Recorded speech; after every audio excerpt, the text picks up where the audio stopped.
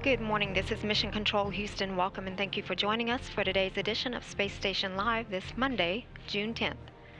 A busy day aboard the space station today. Flight engineers Misurkin and Parmitano are participating in an onboard training drill with specialists on the ground today to review the upcoming rendezvous and docking of the European Space Agency's Albert Einstein, the automated transfer vehicle 4 cargo ship that is scheduled to dock to the aft port of the Zvezda service module this Saturday on June 15th.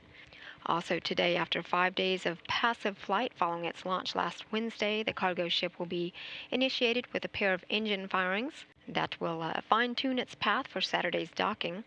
Rendezvous maneuvers will continue throughout this week to enable the ATV-4 to hone in on the space station for this weekend's link-up. Parmitano and flight engineer Karen Nyberg will be collecting and storing their urine and blood samples as part of ongoing human research to understand and help mitigate the negative effects of microgravity on the human body. One of these studies under investigation is known as ProK. ProK seeks a dietary countermeasure for bone loss by increasing protein in a crew member's diet. Commander Vinogradov and Yurchikin are working together in the Russian segment of the space station. They were working earlier to close the hatches of the Progress 51 and also perform a final leak check in preparation for tomorrow's undocking of the cargo craft that delivered about 3 tons of fuel, food, and supplies to the station back in late April. It's now filled with trash and unneeded items that will be discarded sometime after its scheduled undocking. Again, that undocking is tomorrow morning. Undocking of Progress 51 is scheduled to occur at 8:59 a.m. Central Time.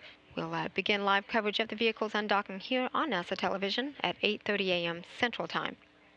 Yurchikin and Misurkin also will begin to prepare their Orlan spacesuits for the next Russian spacewalk that is scheduled to take place 2 weeks from today.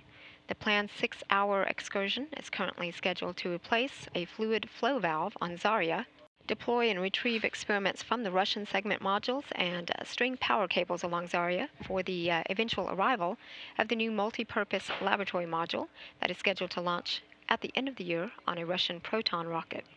All 6 crew members had participated in a periodic emergency drill today on the station to help crew members stay sharp on contingency procedures. Meanwhile, each of the crew members will put in their daily 2 hours of exercise using onboard gym equipment that includes a station bicycle, a treadmill, and an advanced resistive exercise device that simulates weightlifting here on Earth. The crew will then wrap up their day with a final daily planning conference with the ground before entering their sleep period, which will begin at 4:30 p.m. Central Time.